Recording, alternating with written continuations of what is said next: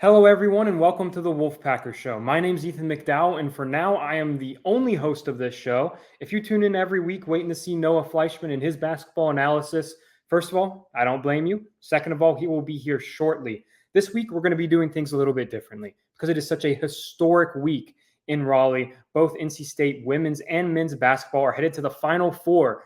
First time in history, both teams have advanced to this Final Four weekend in the same year. Only the 11th time, now 12 with UConn doing the same thing last night. But at the time of their advancement, it was only the 11th time a school had done that. So historic, uncharted territory for the Pack, and a pair of basketball seasons that are full of that.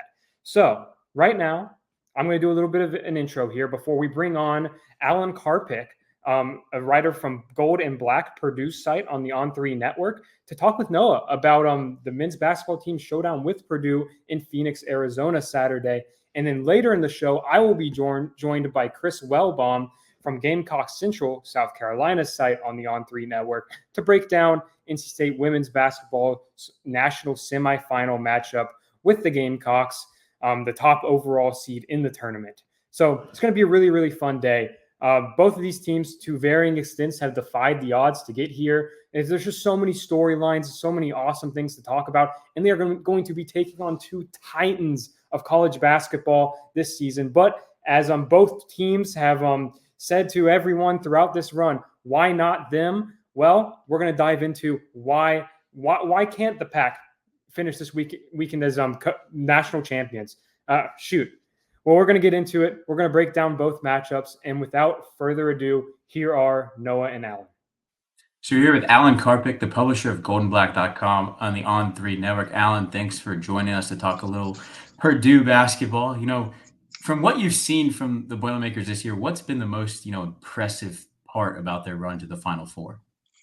I think, Noah, one of the things that's been impressive has just been Purdue's ability to block out what happened at the end of last year, to be honest, and stay focused, have an edge to them. And of course, what happened last year was a loss to Fairleigh Dickinson as a 1 seed at 16-1 defeat, and the embarrassment and everything else that went with that. I think that Purdue's ability to stay focused and have that edge has really catapulted to where it's been so far. I mean, there haven't been many hiccups this year with Purdue. There've been 4 losses and in certain situations, but nobody's run Purdue out of the gym this year, and this team has stayed hungry and a little bit angry throughout the course of the year. So I think that's probably the big thing. It doesn't hurt to have Zach Edey in the middle.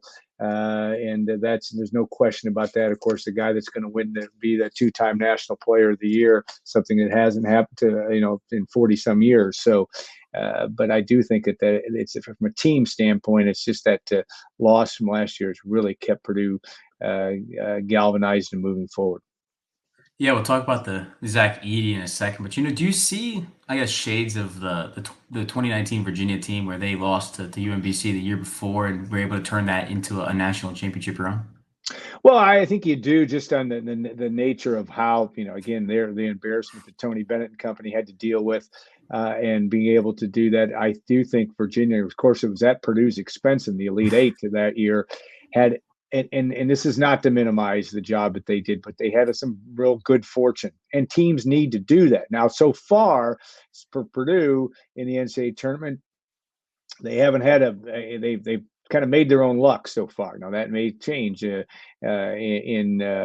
Glendale, but I do think that that's still been a model. I think that Matt Painter, Purdue's head basketball coach, talked to Tony Bennett about after, I think Tony Bennett reached out to him after losing the FDU game, after Purdue lost that game, and offered some encouragement. I think that's still in the back of their minds. I think the path has been a little bit different, maybe, but we'll see. We still have, if Purdue is going to win the whole thing, they're going to have to win 2 more games, and they're going to have 2 more very positive experiences to get that done. Yeah, and you talk about Purdue not having many hiccups, only 4 losses this year. What's gone awry when they do, have those 4 losses? I think Purdue's existential threat, maybe a lot of it is for a lot of teams, is turning the ball over. And the old number that what is Purdue's record? All 4 losses for Purdue have come when the Boilermakers have turned the ball over 13 or more times. They have won games. I think they're now 7-4 or 8-4 when they have turned it over more than 13 times. But when you have an offense as efficient as Purdue's is, because you have a Zach Edey and you have very good perimeter shooting, you just got to get the ball up. So it's a very simple thing. You got to make sure you're getting shots because they're one of the best, if not the best, offensive rebounding team in the country with Zach Edey. If you get the ball at the rim, there's a good chance he's going to get a chance to knock it back in. But I just think turning the ball over, they've had problems at times, Noah, with shooting free throws. You saw that a little bit in the Elite Eight game down the stretch. Zach Edey has had moments. He already shot 71% from the free throw line this year. He has had times, but I would argue that, and I think it's been the general conversation around Purdue, just can't turn the ball over. And if North Carolina State can turn, defensively cause Purdue to make a lot of mistakes, it's going to be in the game. Yeah, and then when you look at, I guess, this tournament run that they've had so far in these 4 games, 3 of them by pretty big margins, and then Tennessee was able to keep it tight. What was Tennessee able to do, to keep Purdue right there with them rather than, let this get to a Utah State where it's 106-67 kind of game? Dylan Connect. I mean, he was just terrific. He was just Dalton Connect, 37 points and the ability to keep them in the game in a lot of ways. And Tennessee was a tough matchup. Purdue had played them earlier in the year in the Maui Classic, played in Honolulu this year. They beat them 71-67 in a very, very similar game, though Connect did not have as big a game in Honolulu. But I just thought Tennessee's physicality caused problems. They at times, though Purdue ended up only having 10 turnovers, there at times caused Purdue some runouts, or got some runouts against Purdue. And they're just and Tennessee's just a good basketball team. And when you get to the Final Four, this is what you're going to see. We already know that. When Purdue plays North Carolina State, they're going to see a team that's playing extremely well. So you have a little margin for error. But I think that Tennessee just did a good job making a lot of shots. Purdue was down 11 in the last third of the first half, and then goes on a run and leads at the half. And I think that also was really good. Purdue was able to keep Tennessee at bay in relative terms, though the game was tied down the stretch, to get the job done. And then Zach Edey had 40 points and 16 rebounds in that game. For people that haven't seen him a ton, what makes him so good other than being tall and just being, just being 7'4"? Well, and that's the Matt Painter had made a point a couple, I think, in the Big Ten tournament, or maybe it was the first round of the NCAA tournament, about talking about those that think he's just tall. This guy has worked so hard at his game. He has excellent footwork. He is 7'4", but he can spin. He can do things around the basket, and he has just been a tireless worker at his shot. There's a lot of narrative, and you're going to hear it, and you've already heard it about how he gets all the calls or he gets fouled. The fact of the matter is, trying to look at this objectively, the guy just gets fouled, and because he's big, and that is true. He is tall. He's physically imposing. He's not tall and skinny. He's tall and can take up room. That's what's going to make so interesting with him and DJ Burns going head to head, assuming they do, or assuming that's the way State decides to play Purdue. But he's just skilled. He's much more skilled than you think. He can usually make free throws, or at least at a 71% clip, and he fouls out the entire team's front lines oftentimes. And Purdue wins a lot of games, Noah, with the battle of attrition. They won it a little bit against Tennessee that way, but they're able to just foul people out and tends to wear them down from that standpoint. Purdue has shortened its bench a little bit now, where they're really just playing 8 guys, but they're very, very confident in those guys in terms of what they bring to the table offensively. You talk about Zach Edey being a guy that can foul out a lot of teams, forwards. What does a guy like DJ Burns, whoever guards him, have to do to stay out of foul trouble against a guy like that? Well, I think one of the things that's going to be interesting to see is what State tries to do in this game, because do you contest everything? I think there's times, I think it was Seth Davis, somebody had talked about it on one of the March Madness broadcasts about, maybe it was Clark Kellogg, but just talking about let him go. In other words, don't foul if you know he's going to make it. And you can't do that all the time. I get it. But there are times when guys, when he's past you, the game's over. He's going to score. Leave him be. And I think there may be some of that. It'll be really interesting to see. With Burns being 7 inches shorter now, the width size is going to be different, but a huge difference maker. But it really is going to be fascinating to see how they do that. He's not really been stopped all year. He had one 10-point game, but it was against Illinois, and it was because Illinois defended him a particular way, and Purdue won that game at home. And the thing that's impressive about Edey is it's just constant work ethic. He just works like crazy, runs the floor, he gets to the spot. He's all business, and that seems to be the common thread for him so far. It's been that way throughout his entire career, but he's just a tireless worker. And I'm not saying that North Carolina State, because North Carolina State can slow him down, and they certainly can come up with strategies to defend Purdue. And Purdue has had games where it hasn't shot the three well, didn't shoot the three well against Tennessee. 3 for 15. That was a reason why Tennessee was certainly in that game as well. But the length of State against Purdue is going to be really interesting because that can bother teams defensively. North Carolina State has also done a great job defensively in the tournament. And certainly during this run. So, it'll be interesting. But I'm going to guess Edey will get his in some fashion. It's just a question of how much the other guys can really contribute. It's a good way to lead into it. Who are those other guys other than the guy that's one of the most famous players in college basketball outside of Zach Edey? Well, the other guys certainly are Braden Smith, who was an all Big Ten level point guard and a top 5 point guard in the country this year, a sophomore guard. Not a real physically imposing guy, very long arms at 6 foot, but extremely quick, extremely fearless, and a very, very good passer. And can score and shoot. And that's been the biggest thing he's done in the last year is to really improve his offensive ability.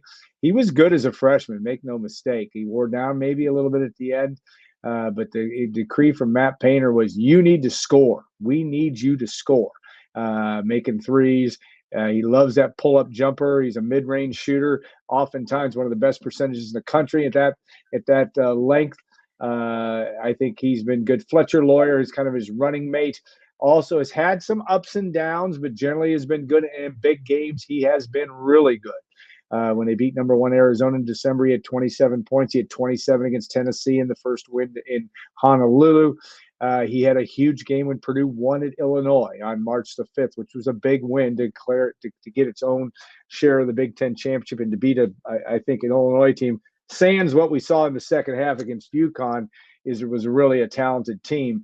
But I think Lawyer brings, and they have other guys. Lance Jones hit the big shot. He's the only transfer portal guy that's on this team, transferred from Southern Illinois. Hit the big shot against Tennessee to give them the 6-point lead with 2 minutes and 20 seconds to go, or whenever that was. That made a big difference for Purdue. And he's kind of got no memory of last year because he wasn't at Purdue. He plays freely. He can make some bad shots from time to time, but he has the courage. He shot 2 air balls in the game against Tennessee that weren't bad shots necessarily. He just aired them, but he had the courage. Braden Smith had the courage to throw in the ball, and Smith made the shot. He doesn't play with fear. Mason Gillis, another guy off the bench, has been a starter throughout his career, has been terrific. Did not shoot the ball well from 3 against Tennessee, but he's one of I think he led the Big Ten in 3-point shooting. He's one of the best in the country there, and he's just a tireless worker inside around the board. So Purdue's got lots of weapons. You even go deeper to Miles Colvin, who's a very highly touted freshman who's now kind of worked his way into the lineup and is playing a fair amount. And another one is Camden Heide, number 23, who at times very athletic, a good defender. He will come in and he will play. That 8-man rotation is what you're going to see from Purdue throughout the course of the game. And the only other guy I didn't mention is Trey Kaufman-Wren, also a kind of a big a guy inside. It'll be interesting to see against State how they use him. A physical guy inside, kind of a back-to-the-basket type guy. That can score inside and is physically imposing enough to cause some damage. This is the first time either of these teams have been in the Final Four in quite a while. How do you think that impacts the game? I mean, Purdue's been one of those teams that's been looked at as one of the best in the country, but haven't been able to finally get to this point. Is there more added pressure on the Boilermakers to win? Yeah, I don't know. That's a great question. I don't know. I think this team, and it's easy to, they seem to be kind of impervious to that. Now, that I'm sure that's not totally true. And they've all talked about what's happened in years past and now getting to the big stage. I think they're so excited to be at the big stage. You never know exactly, especially in dome stadiums. I get that you got to make shots in that environment, and I don't think this would be Purdue's first game in a dome stadium this year, right? So that will be a unique experience as well.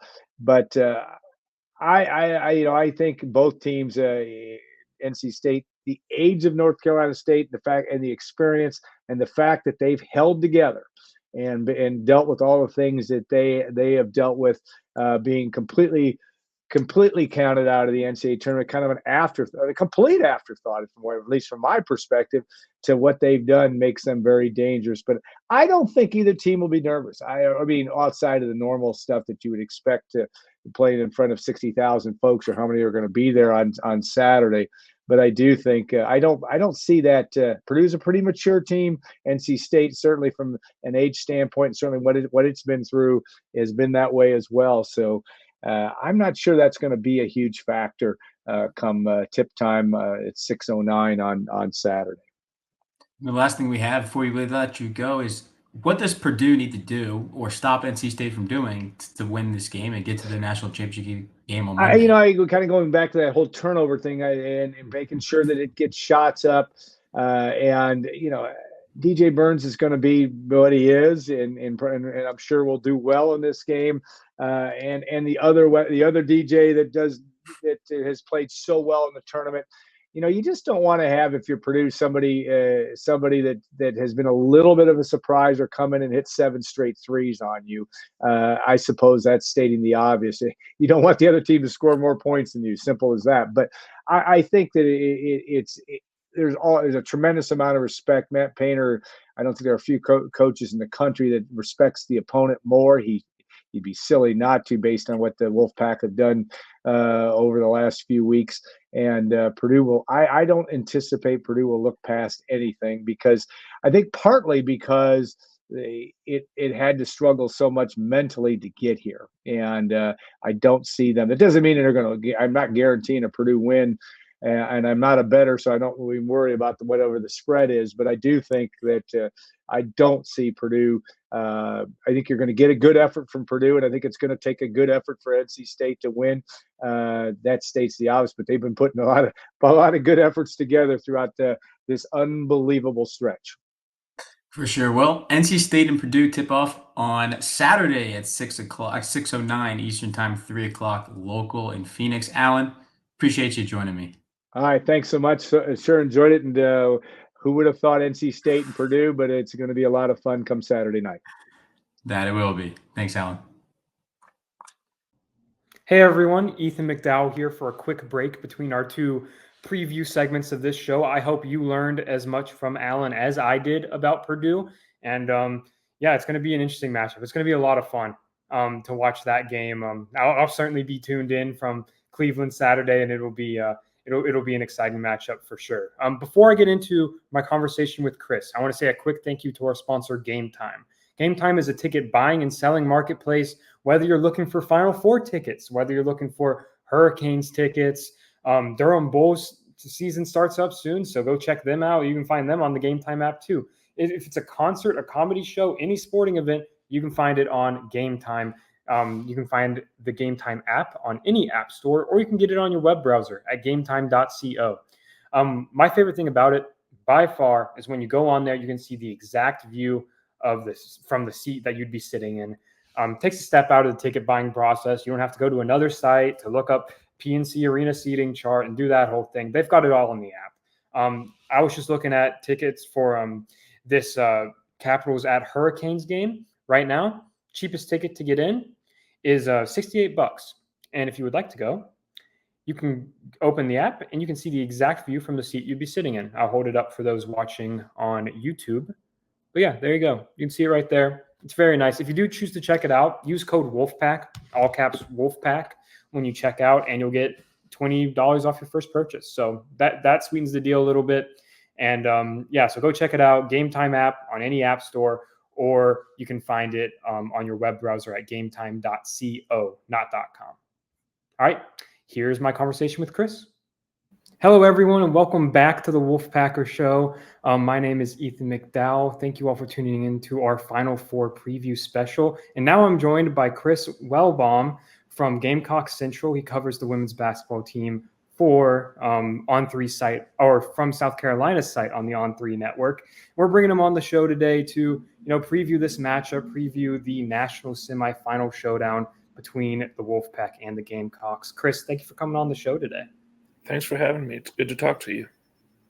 So obviously, South Carolina, they're the standard every year in the past, decade almost at this point. They are the standard of women's college basketball. They have the best coach in the country in Dawn Staley. They're a perfect 36-0 overall, 16-0 in a challenging SEC conference, and they have not lost since the Final Four last year. So everyone knows about South Carolina, Chris. Everyone knows that they are, they've sat atop that AP poll the entire season. They are the undisputed number one team in the country, number one overall seed in the NCAA tournament. What makes this team special, this year's Gamecock squad special, in your opinion? I think it's a couple of things. One is they're playing the nobody expected us to be here card a lot, which it's true no one did, but it's hard to say that when you're going against NC State, who really no one expected to be here. But they just have they have really good chemistry, and we knew they had talent, but most of us figured they'd take a while to find their stride if they did. Mm-hmm. So we were thinking, yes, being ranked 6th to start the season is probably about right, but they found their stride by halftime in the first game in Paris. And they can be very undisciplined at times. Dawn has said several times that they drive her crazy, but they, they just get along great. They play off of each other so well. They root for each other. They're unselfish. They mesh well, where you have, you have one player's strengths or another player's weaknesses, so you can kind of mix and match. And Dawn has recruited incredibly well. I think they've been the top. She signed the top first or second ranked signing class in something like 4 of the last 5 seasons. Mm-hmm. So, and obviously there's been some attrition. Sanaya is now at NC State, but still she just keeps reloading and reloading with players. She's gotten very picky about who she signs, and that's part of the reason the chemistry is so good, is that she's reloaded with players who want to be a part of her program. Yeah, absolutely. And it shows, because you're right. Like, I tuned into that season opener, and they absolutely dispatched Notre Dame, a team that NC State blew out in the regular season, but then the Fighting Irish came back and beat them in the ACC championship. So a very, very good Notre Dame team, but they won that game 100-71 in Paris. So, and now we're here a few months later in the Final Four. It's been a long road. I want to get kind of into last season compared to this season. Obviously, this is where South Carolina's season ended last year. After Caitlin Clark went off against them in a huge performance in the Final Four. You've talked about them playing the "no one expected us to be here" card, and there's validity to that, because it's hard to make back-to-back Final Fours. In your opinion, what about last year's team is different than this year's team, and why could this be the South Carolina team that returns to the mountaintop in the national championship? There's I think 2 key differences. One is that there was an incredible amount of pressure on last year's team, because everyone expected them to be here. And everyone, we were talking about whether they could go undefeated before the season started. Mm-hmm. So, And then there were some other things. They got kind of swept up in some narratives that became a distraction, especially with a certain segment of the population who tends to see things along the racial line. And so they felt pressure because of who they were to perform in a certain way.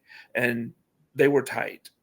By the end of the season, it was a relief when they won. They weren't happy when they won. They were relieved because there was so much pressure on them not to win.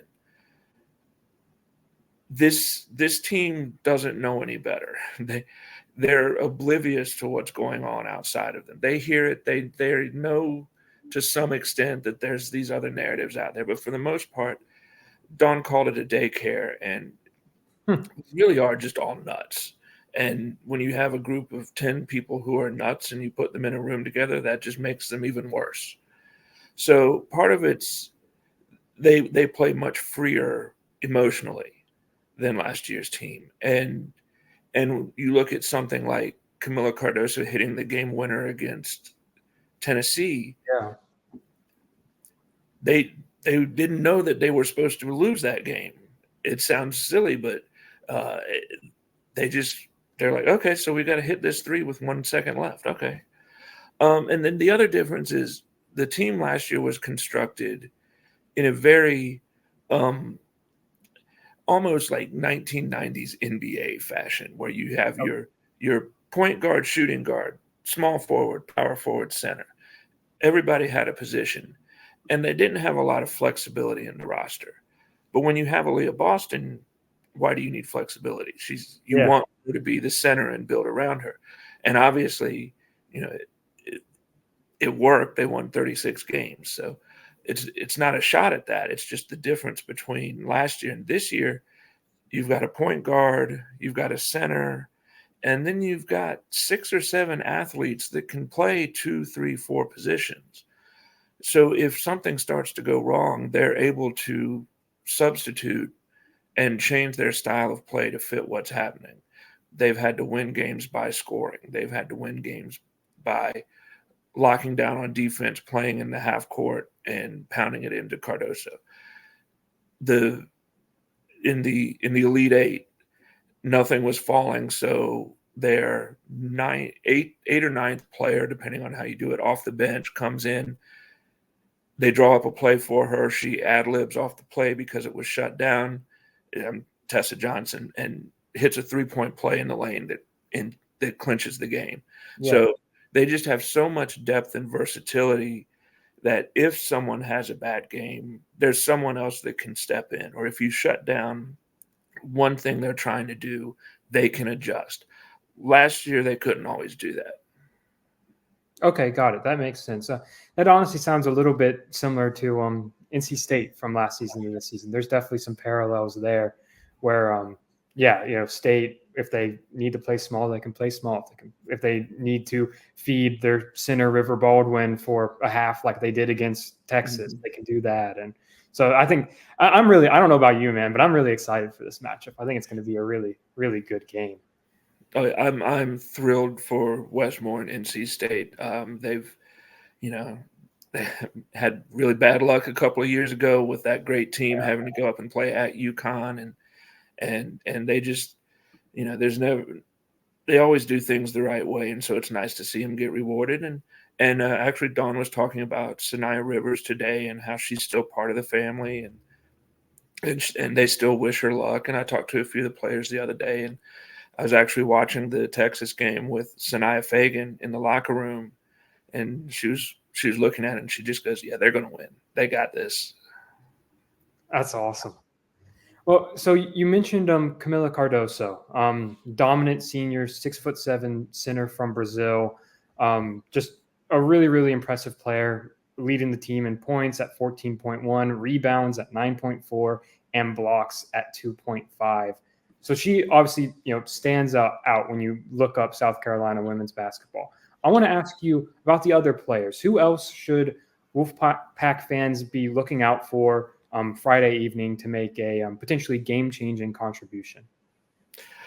There's a lot. I always say Cardoso is a walking mismatch just because there aren't 6-7 players who can run the court as fast as her.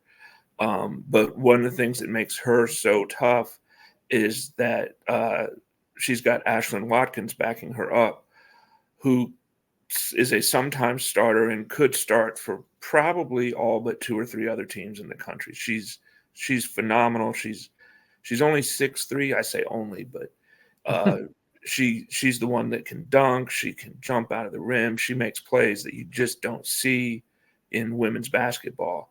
And the ability to rotate Cardoso and Watkins is what makes both of them even better. Tahina Pau is a big threat, shooting just under 50% from 3. She had an off game in the Elite Eight. I think she was 1 for 7. So she's due to even out that percentage. And then Malaysia Fulwiley off the bench is another one that she had a couple of subpar games in Albany. But if you go back and look at what she did against North Carolina in the second round, she was just by far the best player on the court. She won tournament or SEC tournament MVP. She's another one that she can do things that you just don't see other players able to do. She's so quick with the ball. She's so fast. She started out the season as a defensive liability, and she's become an outstanding on-ball defender who can really disrupt the opposing team. Awesome. Yeah, you've talked about the balance, and NC State's one of the teams in the country that really prides itself on, like, hey, anyone can get going on any given night. All 5 of their starters average double figures, plus freshman Zoe Brooks is right under that mark as well. And South Carolina, it's a similar story. It's 6 players averaging at least 9.3 points per game, and there's going to be a lot of talent on the court in Cleveland Friday, and that's really exciting. So obviously, Chris, they're 36-0. Like, they haven't had a bad game yet because they haven't lost. But there have been moments like that game against Tennessee, or blowing the lead against Oregon State, that, of course, they still rallied to win that one. In the few games this season where they have looked a little bit vulnerable, are there any common threads between those games? Are there any issues that are consistently causing this team issues? They've had issues with turnovers, and it's not an issue of what the defense does. They'll have games where they just lose focus. Okay. And just start turning the ball over. They had 24 against Texas A&M in the SEC quarterfinals. They had 23 against Utah early in the year. It's something where if it starts happening, they aren't able to really shut it off. But the biggest thing when they nearly blew the leads, sometimes they lose focus. And there are times when things come so easily that they think they can just run down court, throw up a shot, and score, instead of being patient, working through their offense and getting the right shot. One of the things against Oregon State was they just couldn't hit a shot. They were getting the good shots. They were being patient and working through their offense, and they were getting the shots they wanted. They just wouldn't fall. Everybody has those games, and yet they somehow figured out a way to win. But yeah, the lack of focus when they get big leads has been a concern at times this season. Got it. Yeah. I think that has, again, there's just a lot of common threads here between these two teams. I think that's another thing that not so much in the tournament. I think NC State has done a really good job in the NCAA tournament, but they had a 7-point lead in the fourth quarter against Notre Dame in the ACC title game, and they've blown some leads before as well. So, just another common thread connecting these two teams. It's going to be a really fun one. Before we get out of here, I did want to ask I know you were just in Coach Daly's press conference. So just wanted to see how that was. How is she feeling about the matchup? Were there any big takeaways you took from hearing Coach Daly talk?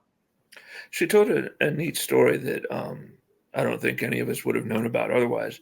She obviously has one of the perks of being the top overall seed is you get your first choice of hotels. So I don't know which hotel they're in. A lot of times they don't reveal that for security reasons, but they're in a nice one. And Staley got the corner room, and she said it was huge. And all the players wanted to come see how big the room was. So the whole team crowded into her room, and she said, well, there's room for them, first of all. So I was thankful for that. And then she looked around the room and looked at all of them and said, thank you. Thank you for this ride. I never thought we would be here. Never thought this season would go the way it did.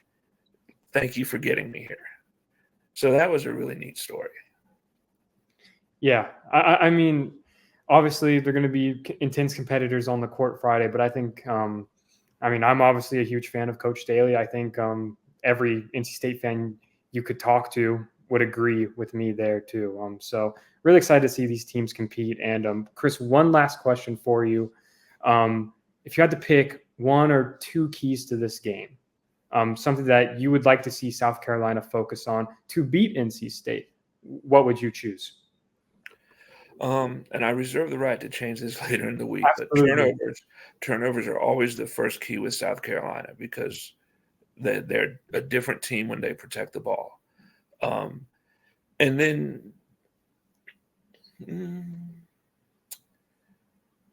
that's a tough one. Probably 3-point shooting, because it's when South Carolina is hitting its shots, they're unstoppable, and they're first or second in the nation in 3-point shooting. That's why they're undefeated. It wasn't there against Oregon State, but it didn't cost them. So I think if the shots start falling again, they'll be in good shape. Got it.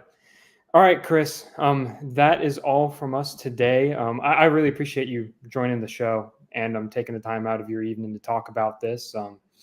Thanks for having me. Are you headed up to Cleveland? I am. I have to get up at like 1 o'clock in the morning to drive up to Charlotte and catch a flight. All right. Well, safe travels up there, and I'll see you there. Thanks for coming on. All right. Thank you.